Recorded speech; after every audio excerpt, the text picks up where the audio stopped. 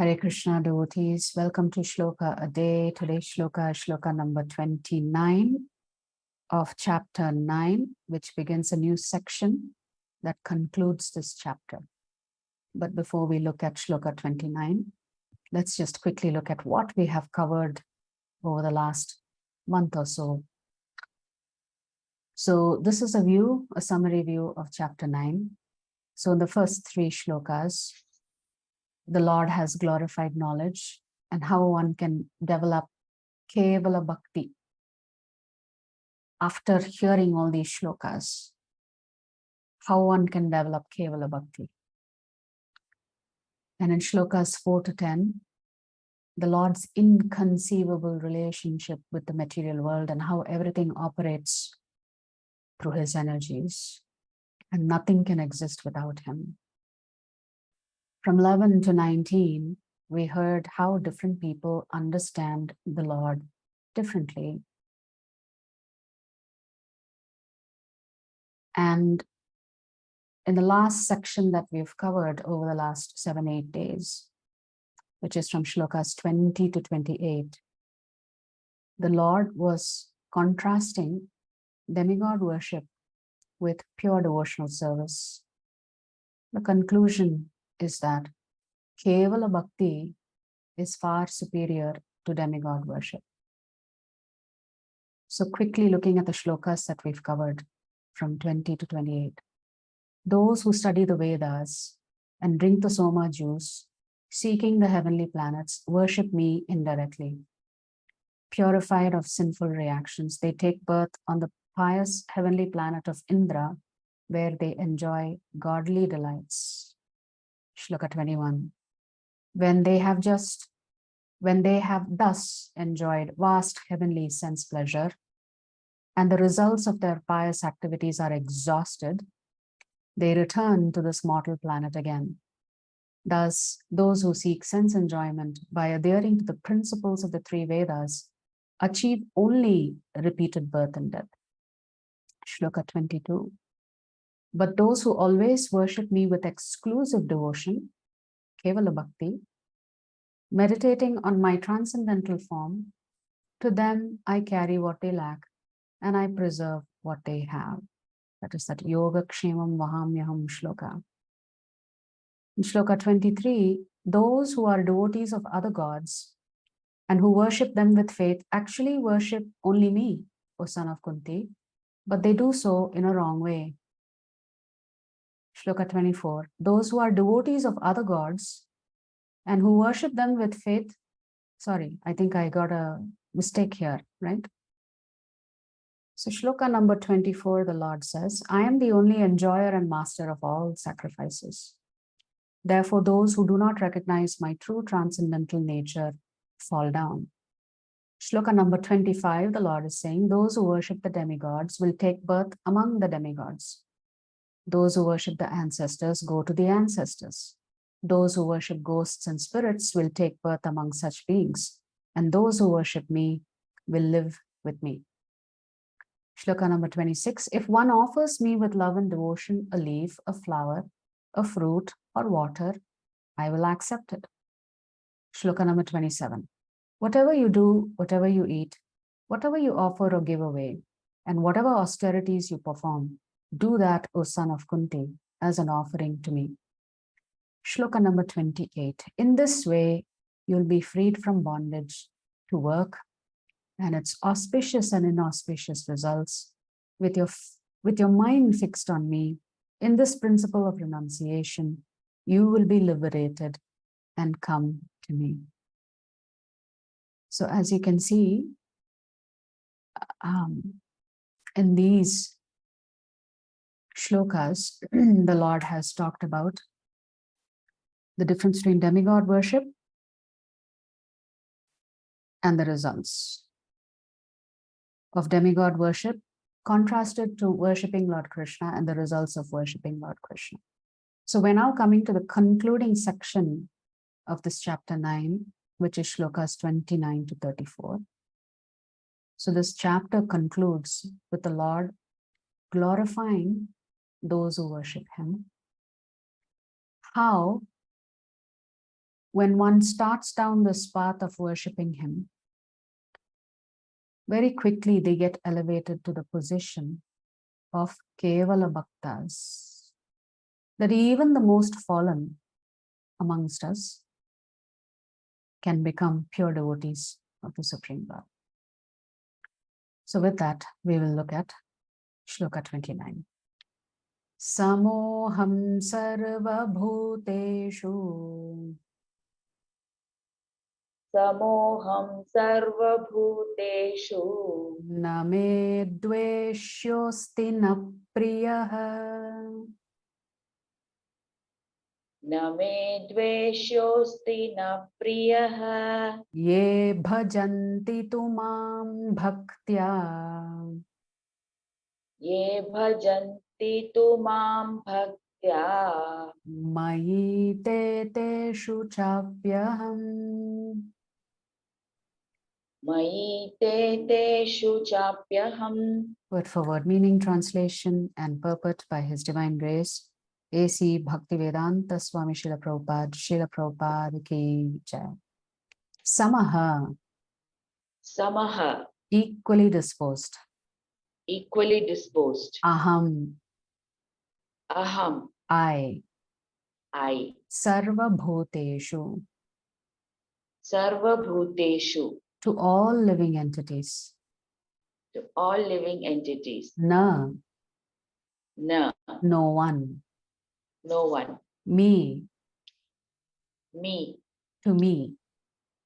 to me. Dveshyaha, Dveshyaha, hateful. hateful. Asti, Asti, is. is. Na, Na, nor. nor. Priyaha, Priyaha, dear. dear. Ye, Ye, those who. those who. Bhajanti, Bhajanti, render transcendental service. render transcendental service. To, To, but. but. Mam, Mam, unto me. unto me. Bhaktya, Bhaktya, in devotion. in devotion. Mai, Mai, are in me. are in me. Te, Te, such persons. such persons. Teshu, Teshu, in them. teshu, in them. Cha, Cha, also. also. Api, Api, certainly. certainly. Aham, Aham, I. I. Translation. I envy no one, I envy no one, nor am I partial to anyone. nor am I partial to anyone. I am equal to all. I am equal to all. But whoever renders service unto me, But whoever renders service unto me in devotion, in devotion is a friend, is a friend, is in me, is in me, and I am also a friend to him. and I am also a friend to him. Yeah. It's a very important shloka for us. So the Lord is saying here, he exhibits no partiality, that he is equal to all. So we have to understand this shloka far more deeply than what it may seem on the surface. The Lord is also stating that anybody who renders devotional services to him, he automatically is part of their life as their friend, just as much as the devotee accepts the Lord and becomes the Lord's friend. So let's look at the purport that Prabhupada has written. So the Lord is equal to all, but his devotees get special attention. One may question here that if Krishna is equal to everyone and no one is his special friend, then why does he take a special interest in the devotees who are always engaged in his transcendental service? But this is not discrimination, it is natural. Any man in this material world may be very charitably disposed, yet he has a special interest in his own children. The Lord claims that every living entity, in whatever form, is his son. And so he provides everyone with a generous supply of the necessities of life. He's just like a cloud which pours rain all over, regardless of whether it falls on the rock or a land or water. So when the Lord says he is equal to all, this is what he means. Everything is being supplied by the Lord to everybody. He doesn't say only if you're a devotee, I'll give you sunshine, I'll give you rain. So the Lord is equally munificent, charitably disposed to all. But for his devotees, he gives special attention. Such devotees are mentioned here. They are always in Krishna consciousness. And therefore, they are always transcendently situated in Krishna. The very phrase Krishna consciousness suggests that those who are in such consciousness are living transcendentalists situated in him. The Lord says here distinctly, Maite, they are in me. Naturally, as a result, the Lord is also in them. This is reciprocal.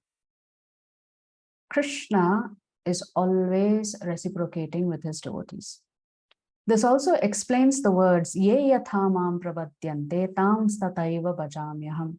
Whoever surrenders unto me, proportionately, I take care of him. I give everybody everything that they need to maintain themselves. But those who are my devotees, I reciprocate with them. This transcendental reciprocation exists because both the Lord and the devotee are conscious, meaning the Lord is not impersonal, the devotee is not impersonal. Relationship, there has to be give and take. There is always an exchange of love and affection. And that can only happen if both beings are sentient, conscious. When a diamond is set in a golden ring, it looks very nice. The gold is glorified, and at the same time, the diamond is glorified. The Lord and the living entity eternally glitter. And when a living entity becomes inclined to the service of the Supreme Lord, he looks like gold. The Lord is a diamond. And so this combination is very nice. Living entities in a pure state are called devotees. The Supreme Lord becomes the devotee of his devotees. If a reciprocal relationship is not present between the devotee and the Lord, then there is no personalist philosophy. Prabhupada is writing, the Supreme Lord becomes the devotee of his devotees. In the impersonal in the impersonal philosophy, there is no reciprocation between the Supreme and the living entity, but in the personalist philosophy, there is. Why? Because in the impersonalist philosophy, the Jivatma has tried to merge with the Brahma Jyoti. So if you have given up your identity as an individual, there is no relationship that you can have anymore. So that's the main difference between the philosophical thought of impersonalism and the philosophical thought of personalism. In personalism, there is always a relationship. In impersonalism, once you give up your identity, you can't have a relationship because you have simply merged into the supreme whole. So Sri Krishna is partial to his devotees. The example is often given that the Lord is like a desire tree, and whatever one wants from this desire tree, the Lord supplies. But here the explanation is more complete. The Lord is here stated to be partial to the devotees. This is the manifestation of the Lord's special mercy to the devotees. The Lord's reciprocation should not be considered to be under the law of karma. So when good things happen to us and blissful things happen to us as devotees, please understand that that is the Lord's mercy. That is not Maya Devi. It belongs to the transcendental situation in which the Lord and his devotees function. Devotional service to the Lord is not an activity of this material world. It is part of the spiritual world, where eternity, bliss, and knowledge predominate. So Prabhupada is explaining, when you become a devotee of Lord Krishna, you are no longer in this material world. You've been transported to the spiritual realm where there is eternity, bliss, and knowledge, Satchit Ananda. So when we are chanting the names of the Lord every day, we need to understand we are actually residing in Vaikuntha. When we become preoccupied with our material activities, we're back in the land of Maya Devi. So that's why we oscillate, our sadhana oscillates. Sometimes we feel connected to Krishna, sometimes we feel disconnected from Krishna. And therefore, Prabhupada always says Krishna consciousness is something that has to be done 24/7. Because otherwise you'll feel disconnected from Krishna. A devotee never wants to be disconnected from Krishna. So the essence of the shloka is, the Lord is equal to everybody. Although the Lord is saying he is not partial to anyone, but in the next sentence, the Lord makes it clear, he has a special place in his heart for his devotees. And that is clear. And if we want to retain that special place, then we need to do our bit by thinking of him, by calling out to him, by being completely dependent on him, by surrendering to him. So that's the essence of today's shloka. If you like our videos, please subscribe to our channel and turn on the bell notification. If you'd like to join our classes every day, please check the details in the description section of this video. We look forward to serving you.